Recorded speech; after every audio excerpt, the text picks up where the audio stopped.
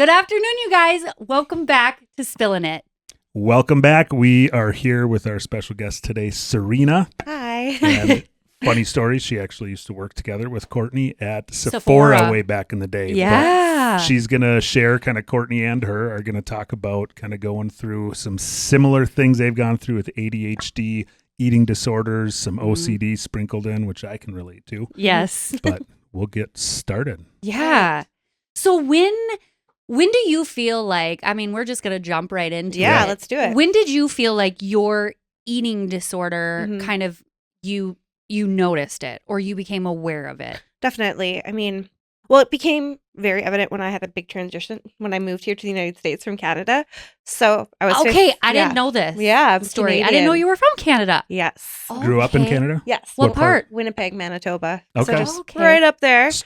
Straight up From Minnesota. Yeah, so like 6 hours from here, honestly. So we moved, and you have a 15-year-old. 15 is a very hard time. Yeah.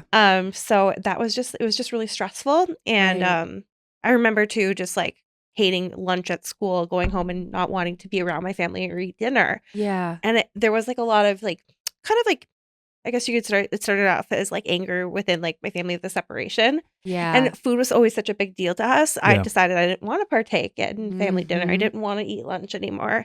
And I didn't really realize how that had an effect, but I then all of a sudden saw an effect on my body. And, you know, in that 15-year-old age is very poignant when change is happening. Yeah. So that's kind of when it started. And I didn't really consider it like, you know, you're 15. You don't really know. I didn't really consider it like that big of a deal. But then more things started happening. And I would always, that was then kind of like my coping mechanisms. It started so young at just 15. So do you feel like it was, you were upset? Were you upset that you moved or were you, okay. Yeah. Because that would be hard. You're moving to a different. Yeah. Freaking, you move into the United States. Yes. A whole new country. Yeah. Yeah. And then it's like almost, I feel like it's a way of controlling your life that you can control. Yeah, controlling my environment the only way I could. Because couldn't that's control. a great point. Yeah. Yeah, I couldn't control where I was living.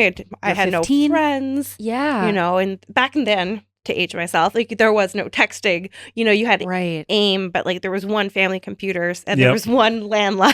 So you could wait for it to dial up.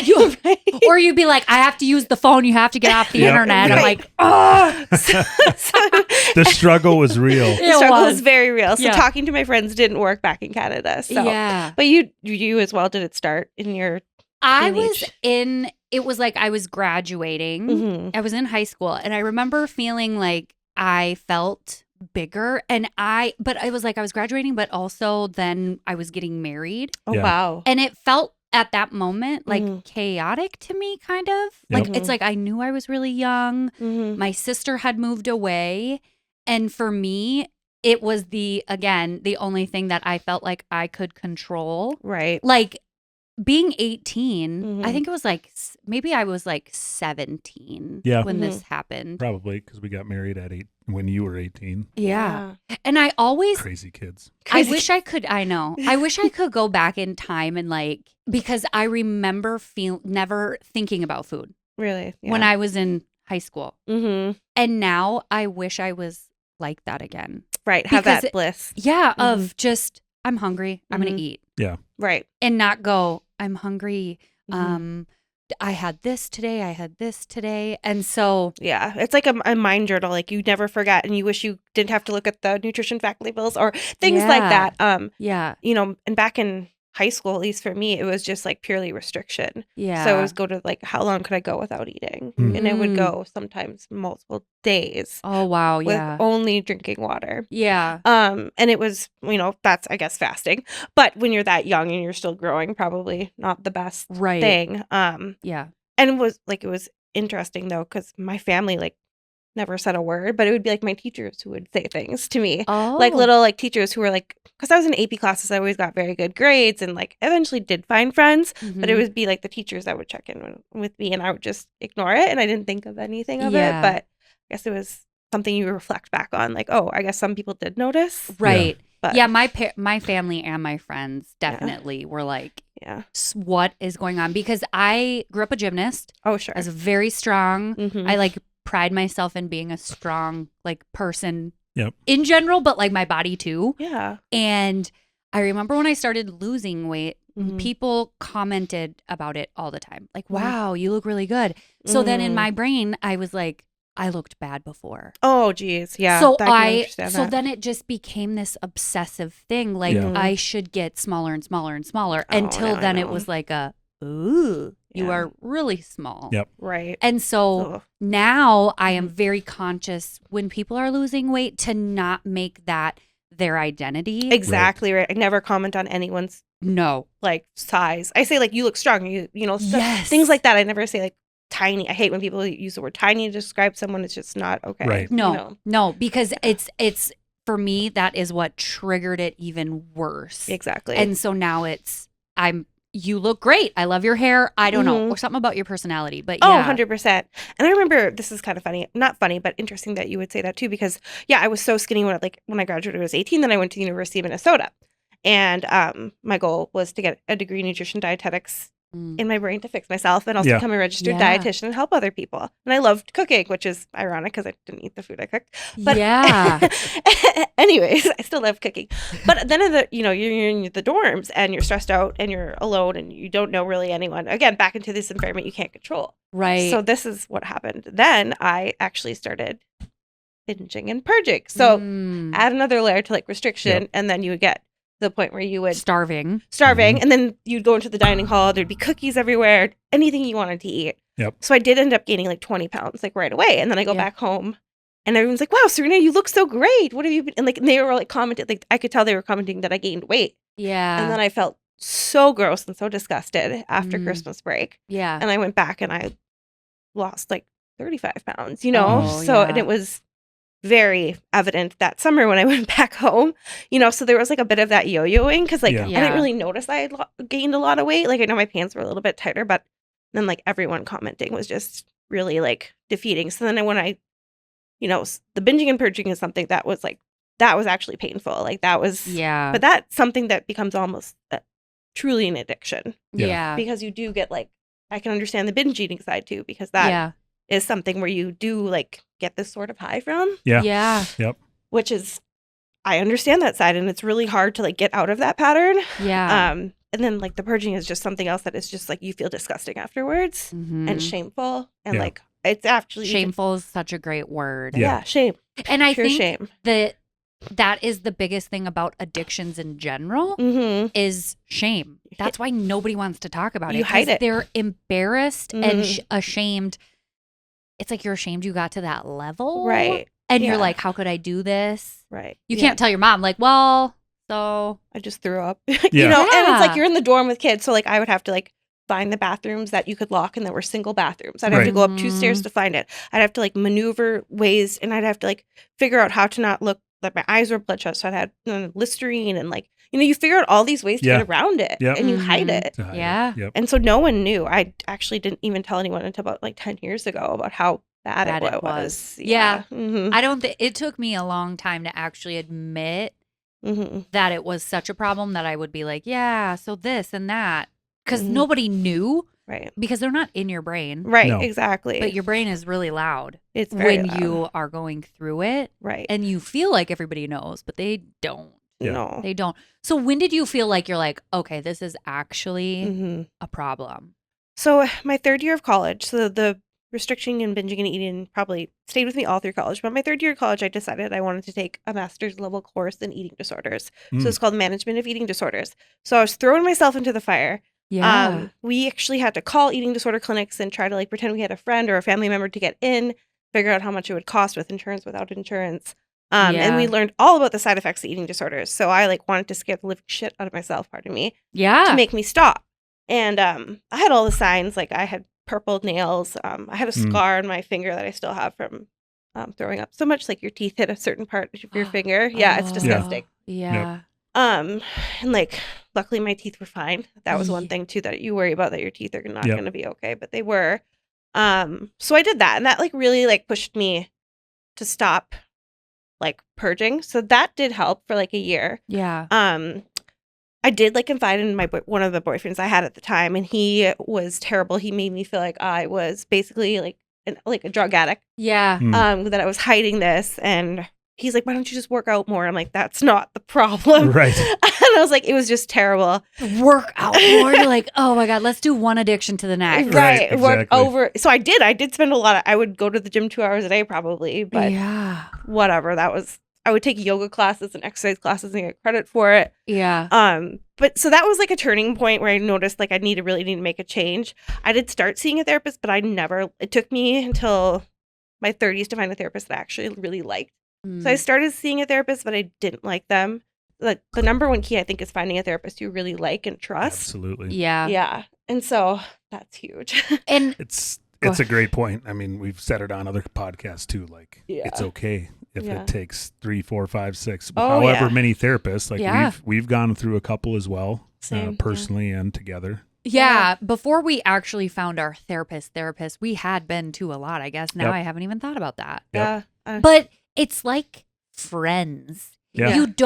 You don't click with everybody. No, Right. exactly. It's like easy. I think people really do feel bad going to somebody and then being like, I don't like them. But don't feel bad. It's like even having like a makeup artist or a hairstylist. Yes, You're like, you break up sometimes with them. And that's okay for a reason. you're like, I just maybe like how she does my hair just a little bit better. And it's not personal. It's just. It's a business. We're paying them. It's a service. And you're not going to get anything out of it. No, exactly. If you don't like them or you can't be open. Right. And also at that time too, around 2021, I was finally had my. Oh my God, I love this tattoo. I'm sorry. My ADHD just flipped up. That's the one that represents a miscarriage. But it's a baby we love. But that was my first one. That little hand. I know. It's like, we're always. You're going to have to see it when you're on the like, opposite side. angle's bad from over here.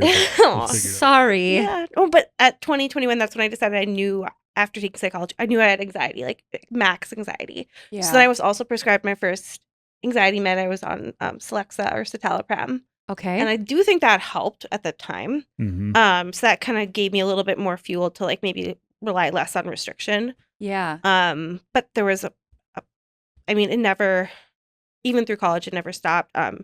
Ended up graduating in 2010 and my goal is to become a registered dietitian, but you need another year of like technically called an internship. And you have to apply for across the country. Okay. And I had applied to like dozens and I didn't get any. So that's like a sense of defeat. I definitely felt like, oh, well, my degree is for nothing. Why have I done this? Yep. So that kind of like fueled things in a different way. But I did end up getting a job at like, hospitals. I moved to California and I worked in sports nutrition. Oh, nice. With like bodybuilders and stuff. So that was a whole construct. So I lived alone in California for a year and a half. And I worked for the company called Natrol.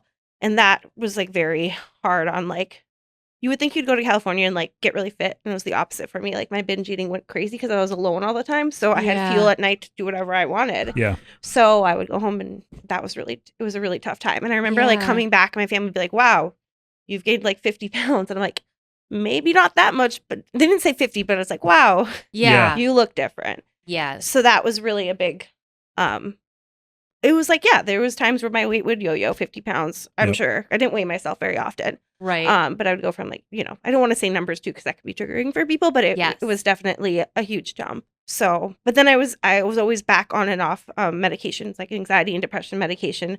Ended up getting wasn't sleeping well because of like my, circadian rhythm and like staying up too late and not eating properly. Like your body's just completely out of whack. So yeah.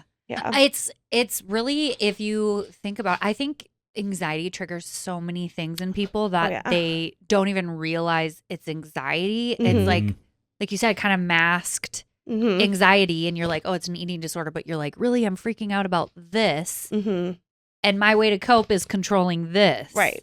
Yes. And anxiety shows up in your body in different ways. That's what I've learned too from going to therapy now for so long. Like it might show up in like, control, or it might show up in different ways. And, we're learning now more that a lot of times, when we were in our 20s, women were underdiagnosed with ADHD and overdiagnosed with anxiety and depression. Yeah. Because if you're not treating the ADHD, those two are going to be more fueled. So, yeah. And so when did you like actually be able to, did you go to treatment, or how did that? Yeah. So that's a good question. I actually never did inpatient treatment. I did outpatient treatment when I moved back from Minnesota. The company doesn't exist anymore. It was a pretty small company. It was through Melrose, but they don't do it anymore, I'm pretty sure. Yeah, there's like a place now. It's like Emily's. Emily's program. Yeah. Okay. Well, I did do an internship with them. I didn't go there as a patient. I did them with a little internship in college. They're definitely a for-profit company. They definitely have a lot of resources, and it's a good place to start. But I know North Memorial has a great inpatient program right now. Yeah. The Calli Institute has like places where they can resource you to go to. I think I can get you if people need resources. I do have a bunch of resources for inpatient. Yeah, we'll definitely list a bunch. Yes. Yeah, you give us the resources and then we can and then you guys put it in the description and stuff too. Perfect. Which I think will be good. Yeah. Absolutely. But that didn't work I didn't want because control of my environment was so important for me to recover. So I just did it. Like I knew the steps I had to take. But I just needed someone to talk to and like, figure out like why this was happening. Yeah. But did you ever do inpatient or anything like that? I didn't. I was threatened it. You were threatened. See, that's the hard part. I was. My mom had talked to me. My best friend had talked to me. Mm-hmm. Ethan and I have talked about it plenty of time, or we did talk about it a lot. But for me, it's like I had it for like a very short. I mean, it never goes away, right? No, it's something that there are things that I still do that I'm like, Court, I don't have to do that. Mm-hmm. But I got pregnant with Austin. Oh, right. And I always say, like, he definitely, like, saved my life in that way. Because in my brain, I'm like, okay, I have to eat for this baby. Exactly. Like, I can't be doing what I'm doing. Mm-hmm. And I knew, like, all I wanted to be was a mom. And so I'm like, I don't want to jeopardize him for it feels like vanity. It's not. But it's not. It's like in my brain, that's what I thought at the time. But like now knowing and looking back, I'm like, I felt very out of control, and that's the only thing I could It was control. your coping mechanism. Yeah. It was like your security blanket, Like it was something that gave you comfort. And big changes for me is when I feel like that's when I get really weird. And it was a big time for me. I was 18 or 17, 18. I was about to graduate. My sister lived in Kansas City. We were about to get married. They were about to get married. And my family, how I knew it, like my mom and my dad and my sister. Yeah. It was different. In a year. Yeah. And I had no control of it. And it's like, I like everything to be the same. I don't like change very well. No. Yeah. So when there's big changes, you like, I want to control at least one thing in my life. Yeah. That's always the thing that, like you said, it's a never ending. It doesn't just go away. No. I'm sure you're going to talk about, multiple instances where it sneaks back in and, controls you for a little bit. Yeah. That's really interesting because when I finally did become stable was when I met my husband. Really? Yeah. So like 12 years ago, that's when like I finally found a good therapist. I met my husband, and then once we started living together, it's like, I don't want to hide things. I don't want to hide that I'm not eating. I don't want to hide that I'm going to the bathroom. For one, he would hear me. Right. We lived in a 1-bedroom apartment, at the time. So it was just something that I knew for our future. I honestly never thought I'd become a mom. I never thought I'd get married. I just didn't see that because I had such a rough upbringing. But once I met my husband, Ryan, like it was like, no, I want this future. I want a healthy, happy life. I don't want to rely back on that really destructive coping mechanism. Yeah. That hurt myself tremendously. So that was really a big turning point. So it's interesting you say too, because it was like your family that you knew kind of like felt like it was going in different directions. Yes. And it's like freaky when you're like, I like everything the same. Right. You know? And even I feel myself like kind of like that currently only because like Austin's about to be 18. Oh, right. Nevaeh's going to be 16. And I'm like, everything's changing, but I don't feel like as out of control of it. Right. It's like, I feel like I'm like kind of a control freak, but kind of not. Right. In the same way. Like, I think I've calmed down a lot. Like I've let go of a lot of my anxieties. Yes. Like I'm like, I can't control what people do. I can control how I react. Yes. And so that kind of puts things in perspective. Yeah. Like for me, it's like my husband, my daughter, my soon to be baby boy. Like those are the things that matter the most. Yep. Right. And like everything else. Yes, I have other important people in my life and family, but like, I'm going to focus my energy like on the core people. Yeah. And like you're the mama bird too now. So it's like, right. I'm sure you want to like provide them too with that sense of stability and like, be like, okay, you're going to fly your wings, but I'm always here for you. Right. Yep. Yeah. Right. Just like my mom, you know, she's like, okay, you can go, but I'm still here. Right. You know? Yeah. Which is, it's good to have. So did you, like, when you went through like your courses and stuff with nutrition, and did that help or did that not help? That was like a very hard dynamic to go through, actually. Yeah. Because there would be classes I would take that would be, I would just sit there like sweating because I knew like, okay, if I don't fix myself one day, they're talking directly to me. They're staring into my soul. They were, especially my eating disorders class. I was like, they know, and I'm sure they did. Yeah. But that's, you know, no one's gonna say. They were very respectful at the University of Minnesota. No, I can certainly say now I've talked to a couple of people that I've gone to school with, and you know, we've all opened up that we all struggled in college with certain level of eating and control with that, and you know, and I've had a couple people say like, oh, you know, kind of knew you were in the same boat. I'm like, we were, and it's like we know no one talked about it. This was, you know, still pretty early 2000s. I would have to imagine that. Like, it's almost like a split, maybe 50-50. Like, half the people that were in the class were like, you know, had to do with the degree that they were going to get. But half of them, like, probably, I want to know more about this like what's I'm going on in my struggling brain. with it. Yeah. Kind of thing, just to learn more. That's what they say. A lot of people who go into like psychology and social work. It's because they have like gone through the trauma and they want to help people. They want to understand themselves. Right. Yeah. And I did work in a weight loss clinic for about a year and a half. And I don't want to say their name. They're in Minnesota. And that was a tremendously hard position to go through because everyone that comes to you for advice, like constantly compares themselves to you. And it's like, you're a 50-year-old man. You can't compare what I eat to what you eat. And we have to like, so they'd ask me, you know, what did you eat today? And I'm like, you know, you just make stuff up, you know? And it's like, but it was constant for like a year and a half and you would constantly be judged about what you're wearing. And it was very kind of like superficial. Yeah. So that industry was kind of like a hard time too, because you were constantly looked at for your size and you're constantly talking about food. Constantly, exactly. And you're like, okay, but you're already constantly thinking about it. Exactly. It's like your entire life revolves. So like a good portion, like I guess 7 years of my life just constantly was about food and like nutrition and, you know, food service. So then there were, you know, there was some classes I took too were about like we would go in like shadow restaurants or shadow elementary school cafeterias, and that I really loved. And interestingly enough, now my job is working in the Maple Grove school. School nutrition department. Okay, yeah, so that's like you find like little spaces where you do really love, and I love kids and I love food. So you know there is a benefit, and you know I do really like it. But I'm glad, like I'm still like away from it in a way. Right. So, yeah. It's like it's really hard to break certain habits that I feel like you get, and I just think it's important to also talk about and be aware about, especially with like, if you were to, I feel like recommend, because I feel like I think about this a lot. If I even knew somebody that was like kind of going through, it's like, how do people talk to other people about a friend they're concerned about without? Yeah, that is very good question. Do you know what I mean? Like without pressure, right? But also knowing that they know. Yep. I would say the first step would just be like, I wouldn't have a conversation while you're eating or around food. Yeah. I would say like do it maybe when you're on a walk or when you're just like hanging out with them or whatever, or like out shopping, and just be like, you know, like, how are you doing with like stress level? Because usually it's connected to stress or something like that. Or like, absolutely. And it could be around a change if they're going through a change, like, you know, going off to college, or are you worried about anything right now? Or, well, you know, what's on your mind that, you know, it's maybe giving yourself like what kind of like thinking about like summarizing the day, asking about their day, maybe trying to make more directive questions towards that.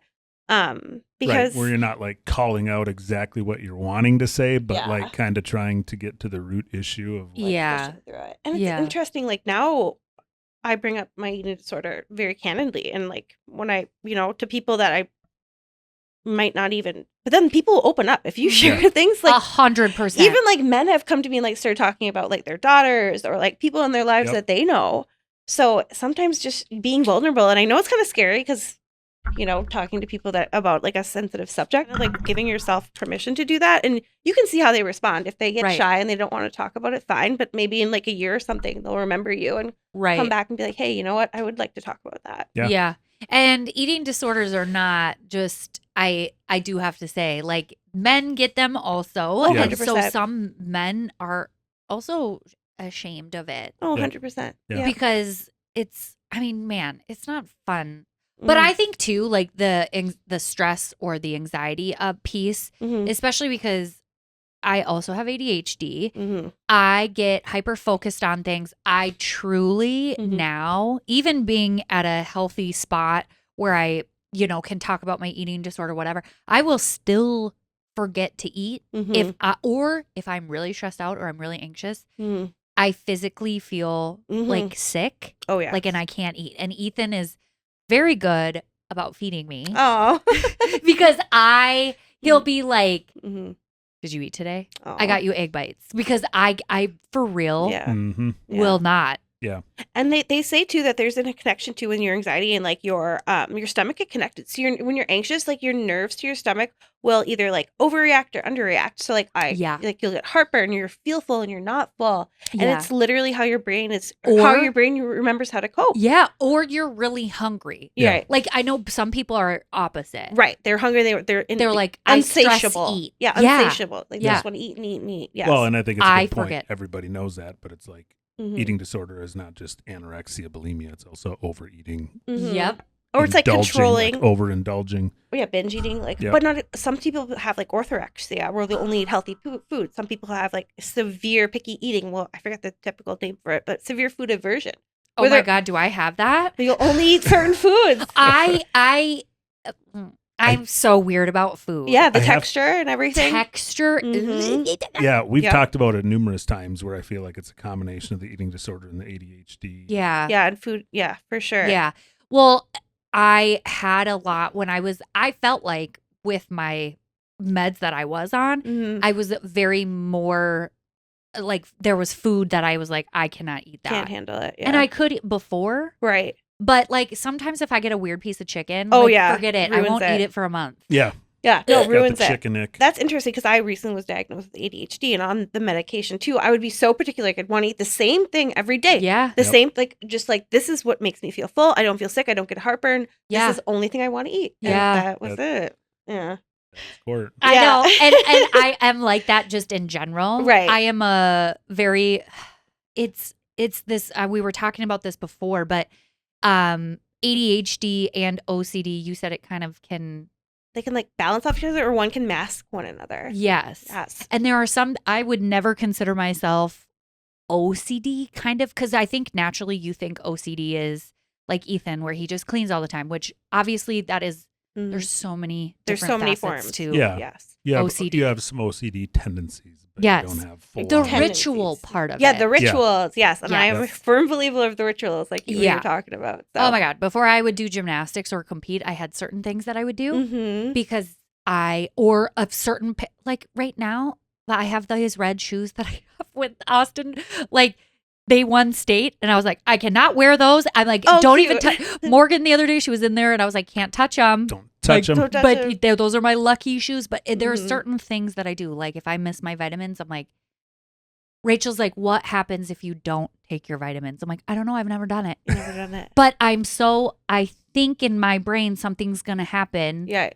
I don't. Isn't it like a morning thing too? For me, it's the morning. I have a morning and a PM. Yes. If one thing goes awry, then it's like that your whole day's kind of not the same. Yeah. And I have to put my right sock on. If I put my left sock on first, my day is off. See? That is. That's so stupid, but I haven't heard you say that one. I don't say it out loud. I just think you it. think it. Because I sound crazy. No, there's no crazy. No. You know what I mean? No, like, I feel like that. Well, with my contacts too, I always have to like do, and like same when I do my mascara, I have to do one eye first. It's like very, it's like one of those things. If I'm doing makeup, like when I was doing bridal makeup, I had my routine. If I put a different lash on the other eye first. Yeah. It just didn't make sense to you, right? It's like, well, balance. It's symmetry. Take all the makeup off. I got to start over. Take it off. Start again.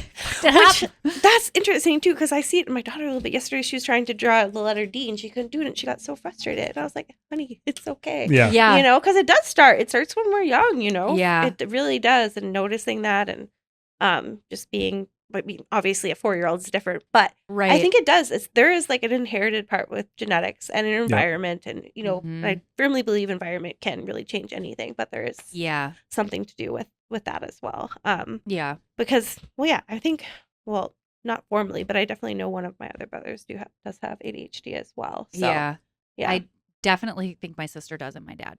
In your dad. Yeah. But they've never been diagnosed. I was diagnosed officially last summer. I have the ADHD, both of them, the combo. I have the combo as well. Yes. Okay. So I was formally diagnosed last summer as well. Okay. Yes. And then, starting medication. Then soon after that, I got pregnant. So that was just like a whole whirlwind of what to figure out with, you have to be pretty cautious with medication with that. Right. So. How do you feel like ADHD and eating disorder? Like, do you feel like somehow that was connected? 100%. I think when I realized I had anxiety, I think it was the ADHD getting really bad in college. And it was so interesting once I started finally taking, the Ritalin last summer. Like I was texting my husband. I'm like, I finally feel like myself. I feel like the outside noise is gone. Yes. Not hyper fixated on like maybe that ritual. Or for me too, I started getting to a point too where I started like getting maybe afraid to go places a little bit. Like I'd be like, I can't go to the grocery store right now. I have to wait until my husband gets home. Or like I just started like, because we just moved, and again my environment was changed. We moved last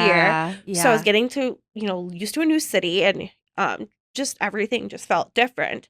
But once I started the medication, it just like felt like I could be me, and I could focus on hobbies better. I could focus on cleaning my house better. Yeah. And it wasn't like I was bouncing around or like psyching myself out that I can't even go to the grocery store. Yeah. Does that make sense? Yep.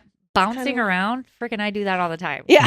I'll start cleaning in my makeup room, and then I'm like, I have to drop something off at the laundry room. Then I put my stuff in my makeup room in the laundry room. Yeah. Ethan will sometimes be like, is this your cup in the laundry room? I'm like, yeah, I was wondering where that went. Yeah, I lose things all the time. I just set it there. I don't know where currently trying to find her wedding ring. Oh no. Again. He goes, where'd you put? I'm like, I honestly see, this is what I get. I feel like this is when I get anxious, is because, and I know that anxiety and ADHD, my doctor even said that a lot of it, some of your anxiety comes from the ADHD. Right. And where my anxiety comes from a lot is I trust myself in so many things.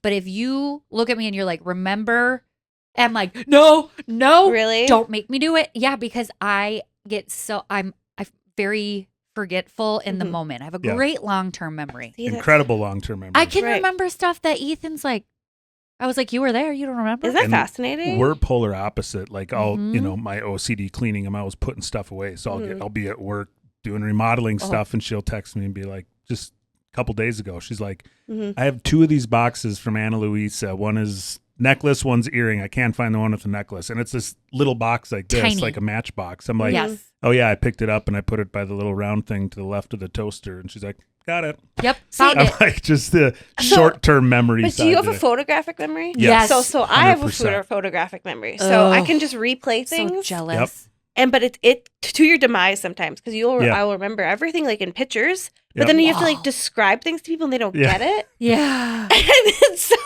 it's helpful, but it's not sometimes. Honestly, I wish I had that so bad.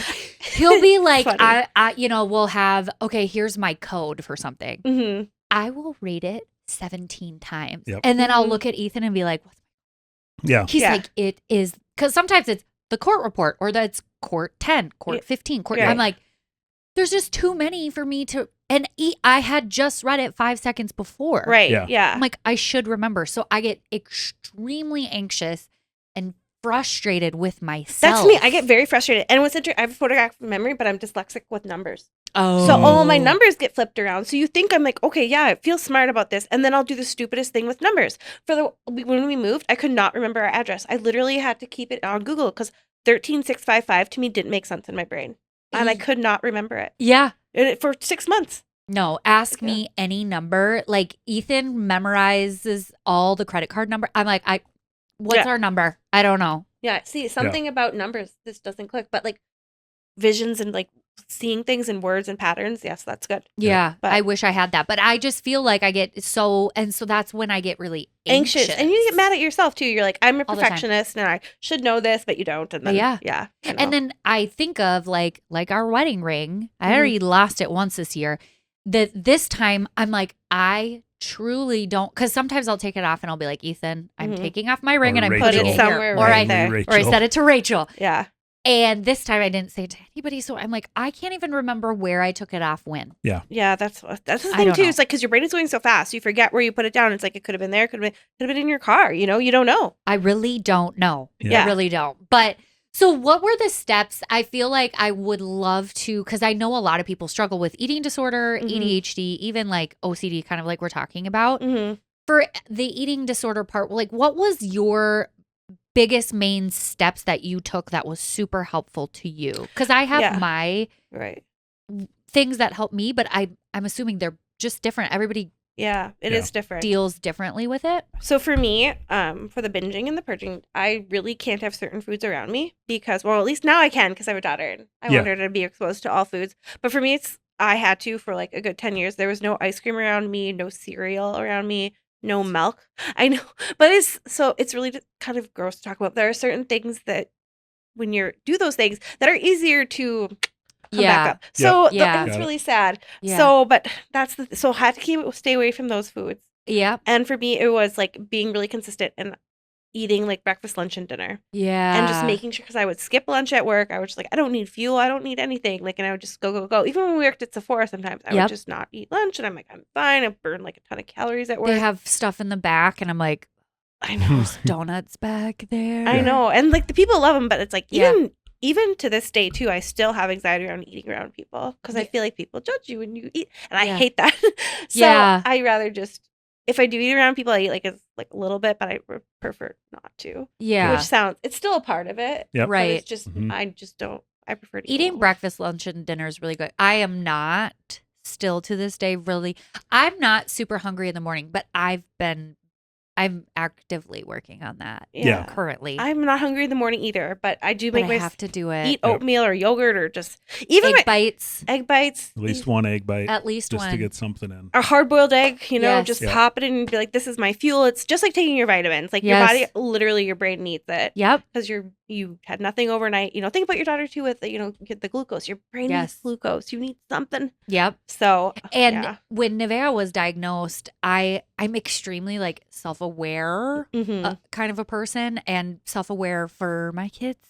And I remember when she was first diagnosed with type 1 and people were like, you should just get her. She was 7. And the amount of people that were like, she should be on an all protein diet, no carb. No. And I was like, she's 7. I couldn't, and I understand why people say that. You need carbs to survive. Yeah. Right. Your but brain. I'm like, she's 7 and she was you're going to die. She was 36 pounds at 7. My daughter weighs 39 pounds. Diagnosed. Grayson weighed 30 and he was 2. Oh my gosh. But that's how your body. That's how skinny she got because of the overactive sugar in her blood. Like her body was eating all of her muscle and her when she was ketone. She was ketoacidosis. Yeah. Yep. And so I'm like, I'm not doing that to my 7-year-old to have her grow up and then be like, I can't have this.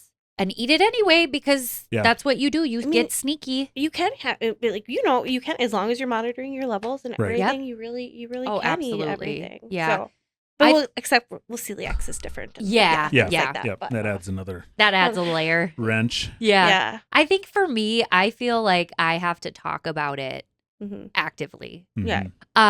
When I started taking my methylphenidate, which was one of the things that I wanted to talk about, is like it made me not hungry. Yeah. And that really threw me for a loop that I was not ready for. Like, because it's like then I lost weight. I didn't need to lose weight. No, right. But I did because I truly it's like all food. Yeah. I was not even hungry for. So your hunger cues were gone. Your brain to your body there's a nervous system connection. Like there's a huge nerve that ends to it's like your vagus nerve. Yep. It was disconnected. And that does happen. And you kind of have to relearn like how to fuel yourself once that changes. And my doctor was like, you have to have breakfast. Yeah. Because then your hunger cues will then keep going. And I'm like, yeah, you're right. Because I would just have coffee. Yes. A lot of people do that. Yes. Yeah. And now I'm actively, I quit taking my methylphenidate. Yep. Right. For I think it's been a month now. Yeah, because we were told when Nevaeh first started it highly suppresses appetite. That's the number one big that's what my OB said red too. Flag thing that they say is you're not going to be hungry, but you need to make sure Nevaeh's eating, make sure you're eating. Doing okay? Yes. Yeah. Another thing I would say too, if you're not, because for a while when I was recovering too, I like you said, didn't get hunger. Those hunger cues were gone. look forward to your meal. Like do something that you actually like an egg bite if you like that too. Like I know you're good with meal prep and stuff, but like even like I don't know, overnight oats if you like that type of stuff. I don't really like. See, some people like it, some people hate it. It's a texture thing. It depends on my mood. It's almost like I think oatmeal in general is soggy. So I'm used to that. Yeah. But do not make me eat. What's the chia seeds? No. Chia pudding? No. Flaxseed. It's almost like oatmeal, but you used to do chocolate. Your parents ate the multi-meal cream of wheat. Oh yeah. Baby food. Love multi-meal. Ethan's like, pick some up on the way home. Freaking gross. Oh jeez, that is so funny. But add milk over it. Yeah, it's like baby food. Yeah. But I think too, like ADHD and even having an eating disorder, like because you're so low on energy. Yeah.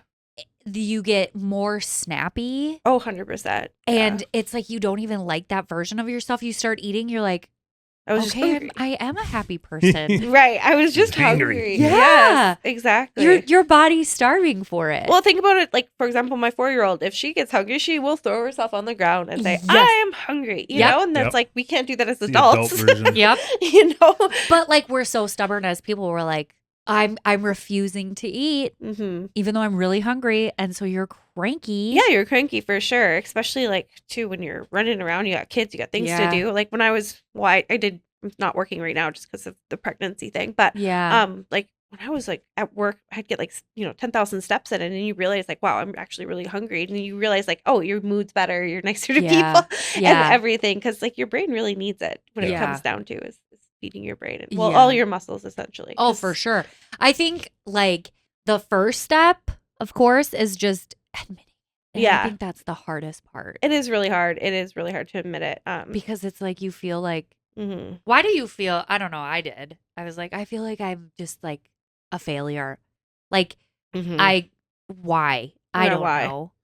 And like when so I got married when I was 30, and that's when I like finally, confided in some of my family actually. Yeah. And they're like, oh, that's not big of a deal. And to be honest, I'm estranged with my mom, so I haven't spoken to her since I've gotten married. So 7.5 years. Wow. I'm estranged with most of my family, and my father passed away. So I don't have much close family anymore, but like it was just something where it's like, I guess maybe telltale sign of how I was raised, but like they didn't care, didn't really mean much. It was like kind of all in my head. Like I was making this up for attention maybe. So I just kind of like when you get that type of response, it's like, maybe it doesn't matter, but it is a part of me. And like my husband knows about it and he does care. And similar to you, like he'll check in with me, very aware. He'll check and be like, did you eat today? He's like, you should probably eat. He doesn't force me to eat though, because he knows that will make me angry. Yes. Not angry.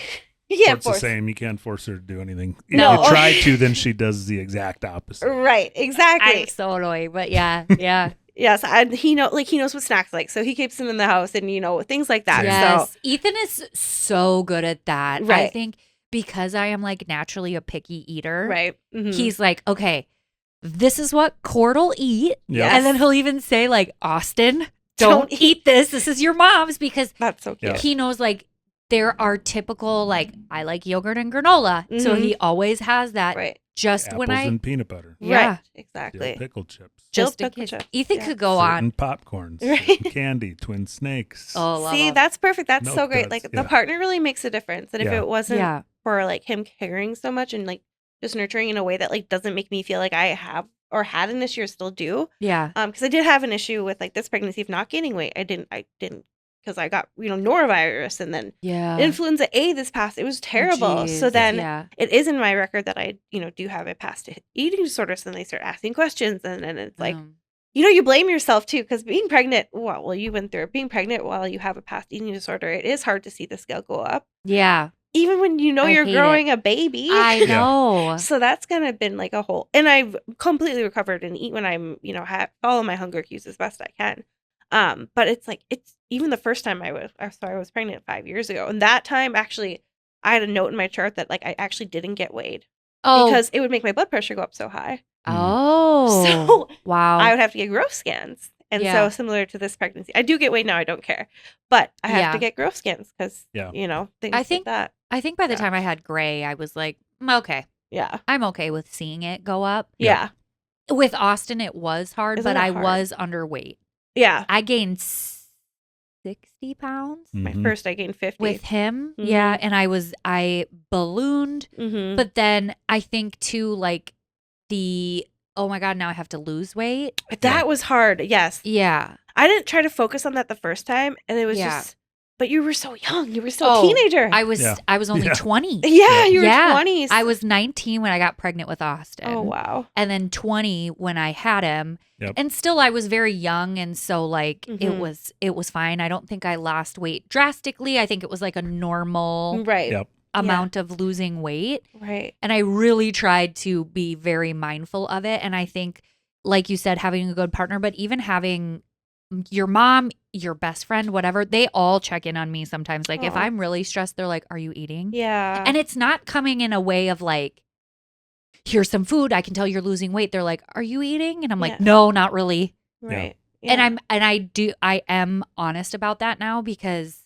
I know it's a slippery slope. And if you're not eating too, it's going to set off your, like we talked about, set off your anxiety, set off your ADHD, because everything is like just so highlighted in your brain when you're not functioning properly with fuel. Right. But yeah, and it's not to say too that the viewers that are listening that you need like a partner, because I feel bad for people who are like, we're saying like, our partners are so helpful, and it really is. Yes, because some don't have that. Some don't have that. And I was alone and single for like majority of, not alone, like with boyfriends here and there in my 20s. Like met my husband when I was 26. So, it does take, I'm not going to say it is harder when you're alone because you have to constantly like go back and forth with your brain. And that's why I think like finding a therapist is someone to guide you and give you those right steps. Because yes, you can read as many books as you want and journal as much as you want, but listen to podcasts. Yeah, listening to podcasts. Yeah. And I know it's really challenging to find therapists, but even like you can even do therapy groups, or you can like find like little online therapists too, if virtual. Don't want to go anywhere. Right.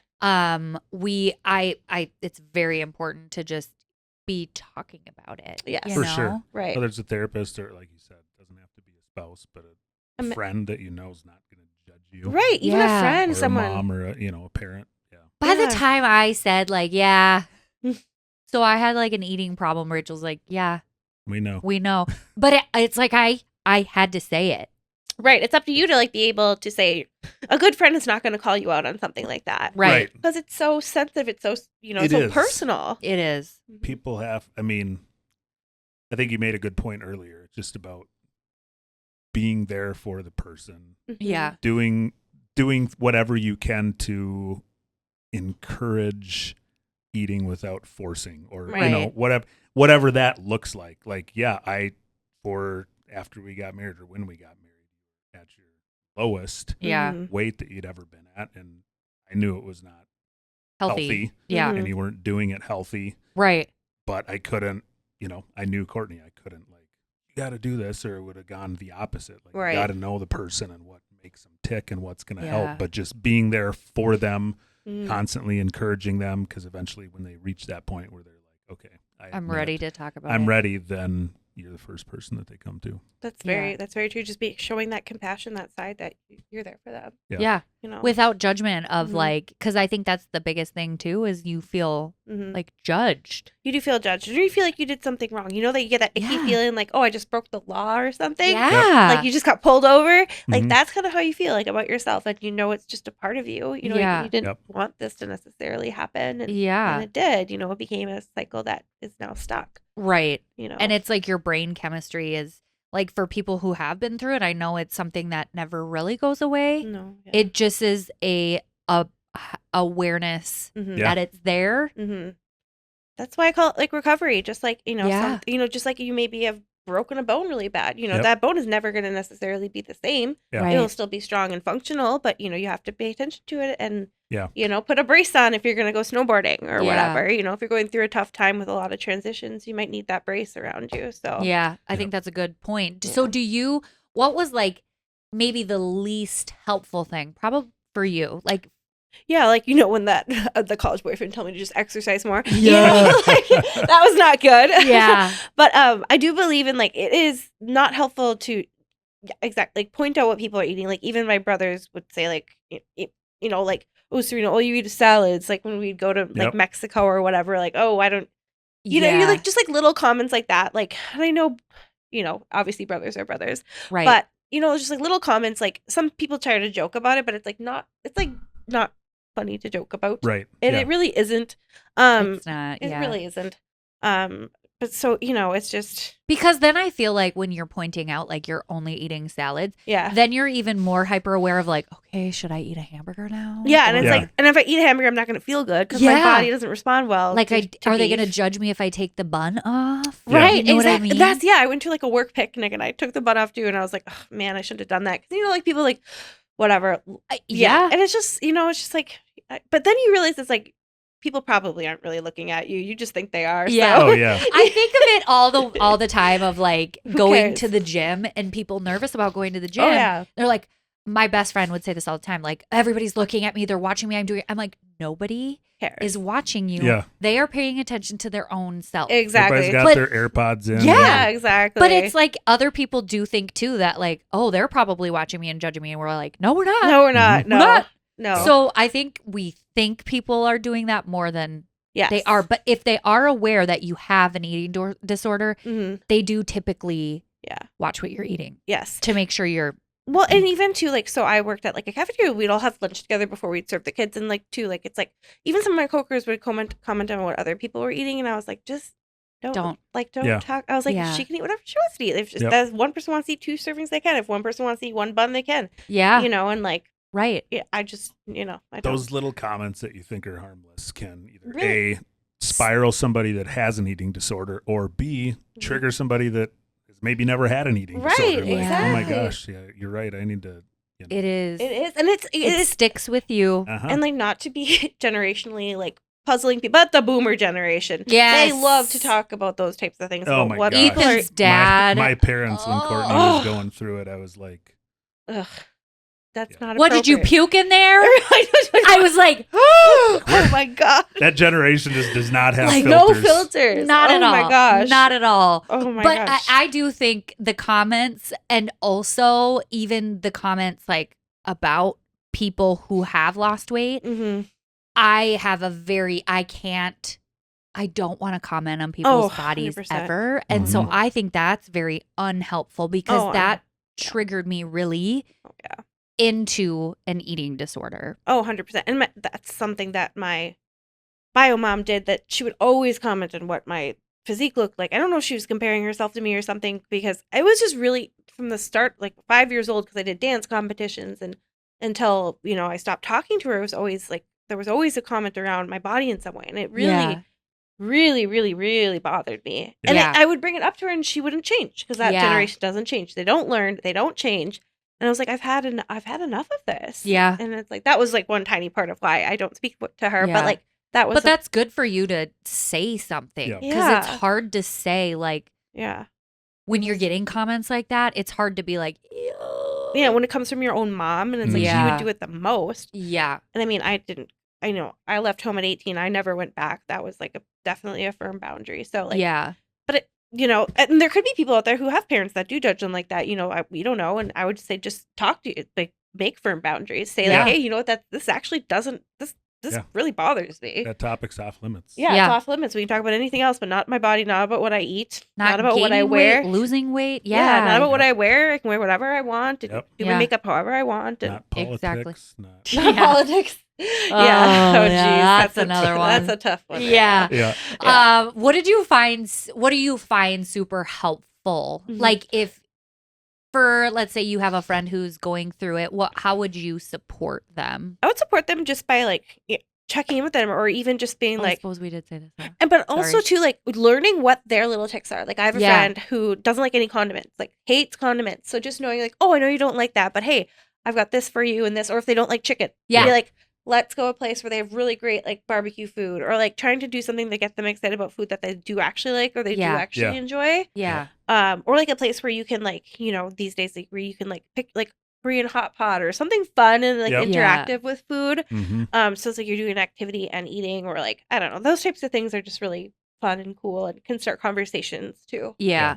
I think that's that for me. And also having somebody, I don't even know why it's like, at a certain time, I wouldn't have liked Ethan to feed me, or be like, I got you food. Right. But now it's helpful because I do like forget about it. And even like my best friend will be check in. Oh, good. Like when I'm really stressed out or really have a lot on my plate, she's like, okay, are you eating? Good. You know? That's really nice. Because then I know that people know about it and it makes me aware of it also. See, and there's such great dynamics, and it's so good that you can really see that as helpful. Because like for me, if anyone did that beside my husband, I would probably be like, ugh, ick. But that's because I don't have those close people. Right. You know, and you do. And so like being able to say like, I really appreciate that, probably to them makes them feel really good and important. And like they are helping you and supporting you, you know, and I think that's really special to have that bond. Now watch, Ethan's going to be like, he'll bring me food and I'll be like, I don't want it. He's like, you told me you like it. You told me.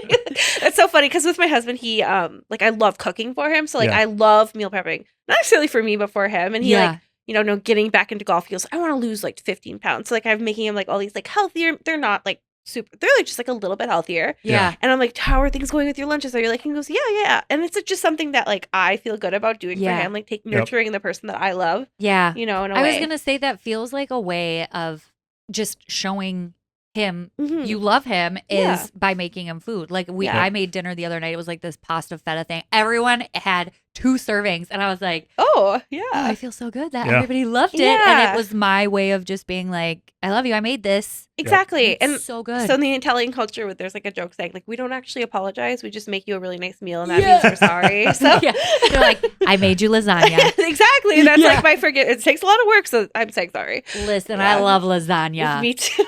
I think most guys would treat that as a apology accepted. Yes, exactly.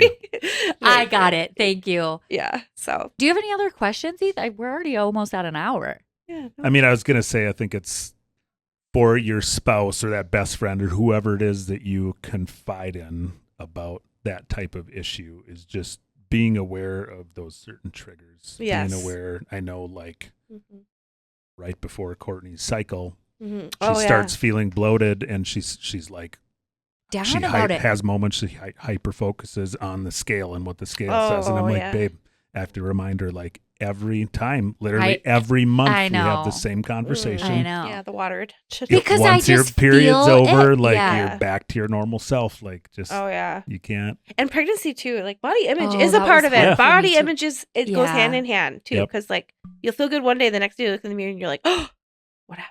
Yeah. When I was pregnant, there was some moments where I'm like, I know. Like, and it's not even a word besides you don't feel like yourself. You don't feel like yourself. You're in a different body. It's kind hard. of feels like your body isn't your own. But it's same like going through your cycle too. It's like it's like you feel like you can control everything, but you can't when it comes to hormones. Yep. Right.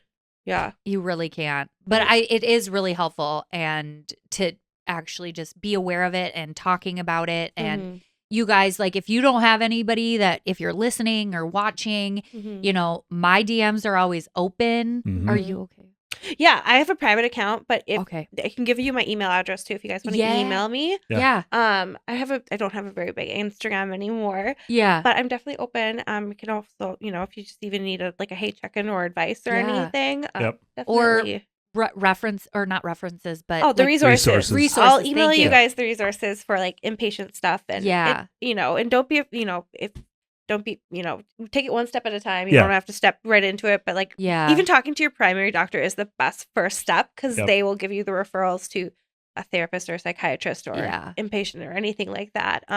And find find a doctor that you feel comfortable talking to because that first step, it will be the biggest one to get into the specialist. It really is. I think it's like an alcoholic. You just have to admit it. Right. Yeah. And it's a secret, shameful thing, but it is. I think it's important for everybody to realize whether it's an eating disorder or mental health or alcohol addiction or whatever addiction, like everybody has their vices. Like not one of them is worse than the other one. Yeah, it could be gambling. You never know. We all have our vices and it's, you just gotta, everybody has to have tolerance and grace and allow people to be open. And there's help out there. There's so much help for all of them. Yeah. And there's help in a lot of different ways too that you may not think. Even if you got one idea from this podcast and Right. Think about it and feel out what's best for you. Because for a long time, I got a really distaste for therapy because of an experience. Right. But get back into it and figuring out what works best. And it's okay to have pauses too. Right. Sure is. Right. Yeah. It's just actually just coming to terms with it, which it can be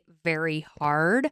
But being open, like you said, when you are open, it could be anything that somebody's open with, then you are then feeling, okay, I could be open too. Yeah. Right. And so just being open. And you'll have so much more space in your mind to do the things you enjoy, because you'll feel so much better. When you have this cloud of the eating disorder or the gambling or whatever it may be, that's all you can think about. And then you don't have room to enjoy going to a park or getting coffee with a friend or, because it like becomes an obsessive thing. Your days, like, when is the next time I'm going to eat? What should I eat? Should I even eat? Right. Well, it's this constant vicious cycle of like this obsession followed by shame, obsession followed by shame. And it just puts you in this dark cloud. Dark place. Yeah.